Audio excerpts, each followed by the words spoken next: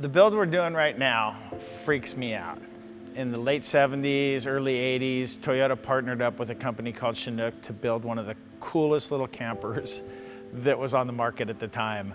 And some of the crazy thinkers in the marketing department thought, how cool would it be to do a version of that same vehicle, but do it today? It'll be off-road style. We're starting with a TRD Sport Tacoma with a manual transmission. You've heard of tiny houses. This will probably be more like a micro house. We've had some renderings drawn. We're starting to work on some of the engineering drawings and what it's going to take and how many people we can actually fit into it. That being the sleeping quarter above the cab. Guy standing at the sink there. Guy sitting on the toilet there. And there's your table. Once we get the material here and start building it, do you think you'll build it in sections? I feel pretty confident in building the floor up to the mid-rail, and then from up there we can kind of build everything off the table. We really didn't want it to look like a refrigerator on the back of a truck, so you'll see that there is curve. It's all rounded edges. We want everything rounded.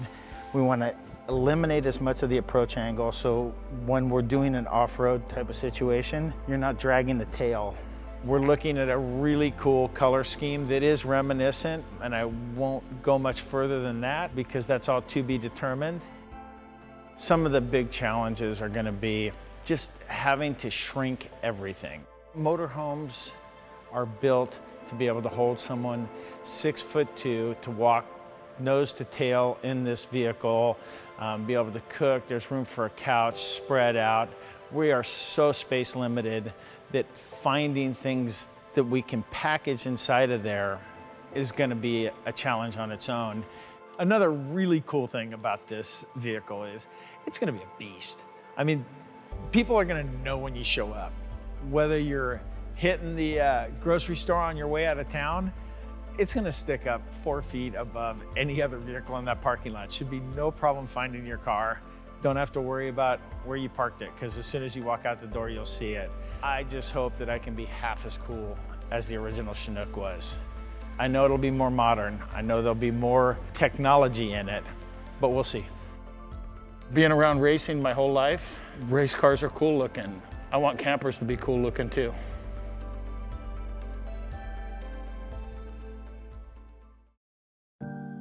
The very first thing we did when we got the truck in here was pulled the bed off it so we see what we have to work with. How many pieces below are going to be relocated. The bed itself, to pull it off, pretty quick job. Instead of just looking at pictures or climbing underneath it, we can actually see what needs to be moved to be able to make the space to be able to package our camper. Took some drawings of what we think this is going to end up. Brad bent up some tubes. We just tacked them together. And you'll see, this will give you an idea of the height. Watch the lights up there and stuff too, of the vehicle. So that is going to be the basic shape. You'll see that this bar right here kind of follows the body line over there. This gets cut out. This will be your walkthrough. This area will drop down. Spare tire will be gone. We need to go below frame height if we want to be able to stand up inside this. Otherwise, the vehicle would have to be almost 11 feet tall. Literally hours and hours and hours have been spent figuring out how much tubing we're going to need, where to make the cuts, what the shape is going to be. In the last couple of weeks, we've made huge leaps and bounds. We actually have a complete cage that for the first time today, we're going to try to see if it'll fit on the back of the Tacoma. I'm feeling pretty good about this moment. Like I said, but it happened really quick, so anything can go wrong when you're talking about going from sticks of metal to a complete camper cage in 2 weeks.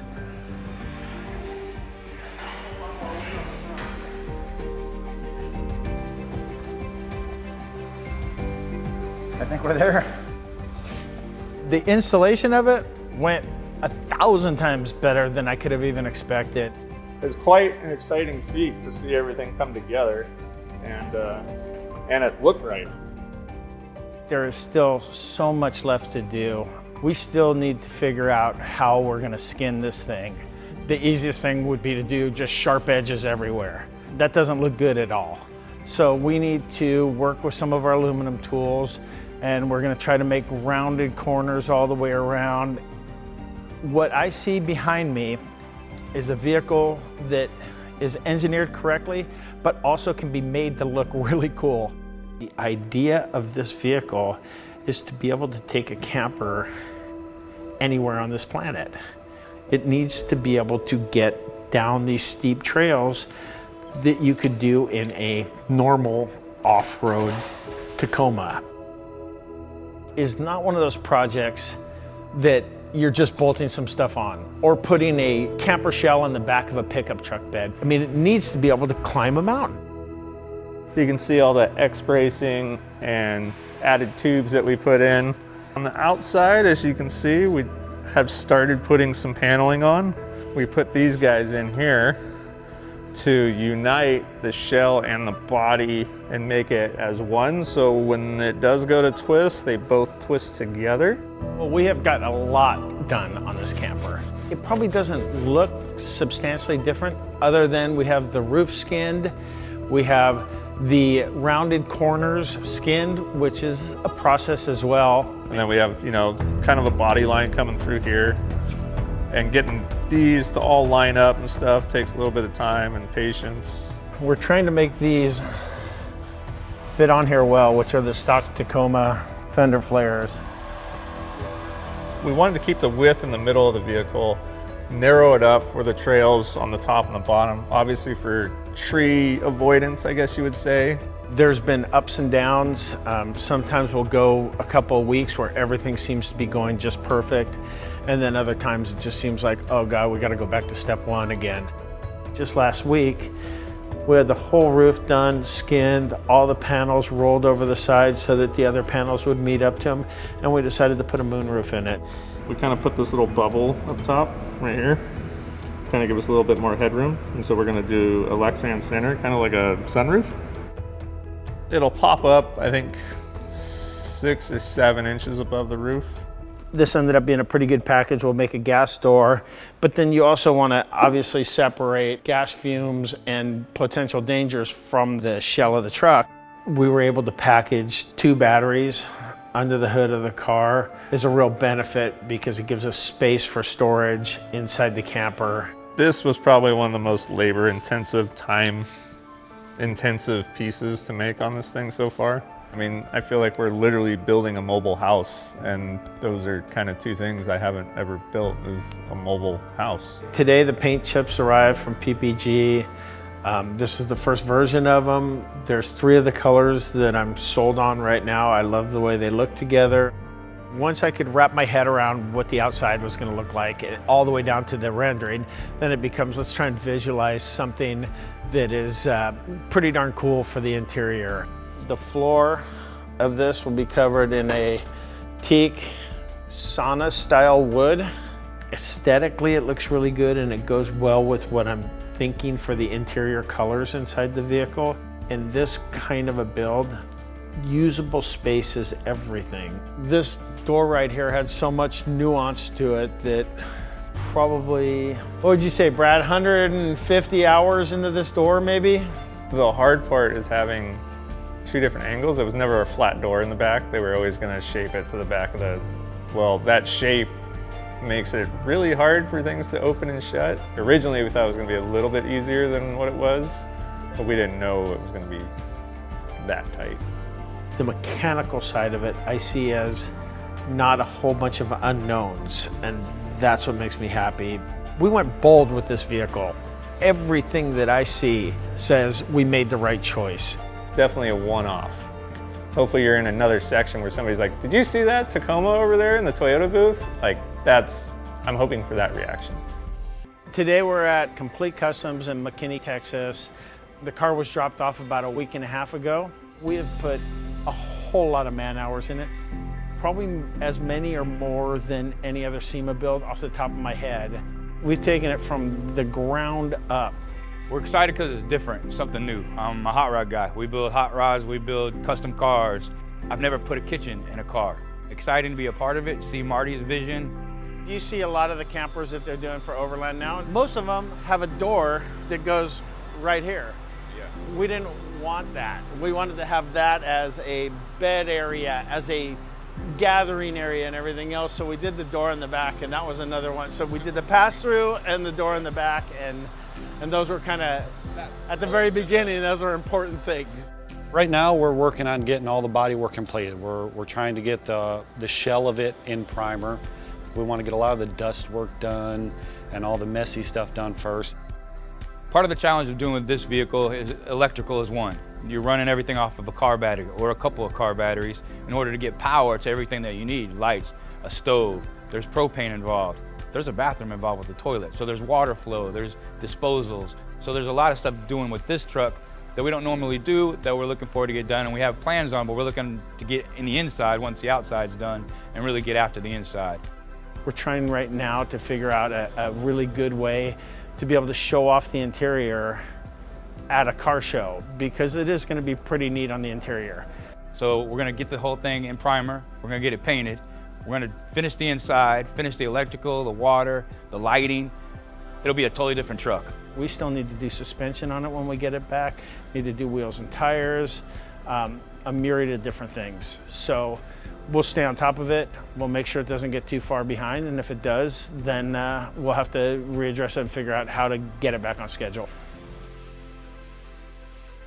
When we first started discussing building a camper out of a Tacoma, it's how do you do that? It's a pretty small vehicle. We knew certain things. We wanted to have a pass-through from the cab into the back, but it just kept evolving, and it came into, you know, let's do an actual overland vehicle. Everybody's seen a house being built, and you see it going from the frame up, and first there's just a slab of concrete on the ground, and then you start seeing some wooden walls go up, but you still don't really get an idea until you see some of those arches go in or whatever. You go, oh, look, they're doing a round room over there, and that's kind of what the progression of this has been. When it finally rolled in last night, my jaw dropped. It came out so good that you're gonna look at this thing and you're gonna think, wow, that must have been a really big mold. That looks like a big fiberglass piece on the back. It's not. It's steel. It's aluminum. Going from sheet metal to actually having paint on it definitely gave more definition to the vehicle. This is where the hinges, there'll be 2 more hinges like this one that hold the back door on. Today we were putting the door on for the first time after paint, which everything grows a little bit, whether it's powder coat paint, just any type of coating. And so you're always gonna have a little bit of tolerance, and so we try and build tolerance into the part to where it'll accept everything, and sometimes it's just really close, which this door is really close, just the way it's shaped. It just takes some time to go back and forth with, like I said, loosening screws, tightening other screws first, then tightening those, and just back and forth. But now it seems to be fitting pretty good. First of all, I like the wheel tire package on it. I think it looks really, really aggressive. This is a general grabber and a TRD wheel. Some of the tricky parts were we ended up using 4 fender flares to make a flare that would fit all of this, and it came out looking like it was built for the vehicle. So we wanted to put the TRD snorkel on it because I think it's a really neat feature, and especially for this kind of a vehicle. But one of the problems we had is that the actual snorkel normally would end up about here. So this had to be trimmed, sectioned, and fitted back in again. We inset a rigid light bar just above the windshield. Had to make brake lights and running lights. Purposely, we didn't put a black water tank in it because we used a cartridge toilet. You pull that down, you pull that out, it's locked up. We have a hot water heater right behind that panel there. As far as the interior goes, we're really happy with it. Very, very small touches that still need to be done on it. There's a bunch of little details in this that I think are pretty special and unique to this vehicle. This is not an off-the-shelf thing at all. There's literally not one piece of aftermarket on this that has been put on and just put on the way it is. It's cozy, it's nice, it's comfortable, it's perfect for 2 people. And like I said, this should be able to get you anywhere you want to go off the beaten path and be able to be super comfortable when you do it. I think it's gonna grab a different kind of crowd that we normally would. It's definitely different, and Sema seems to like different, so I think we're in the ballpark.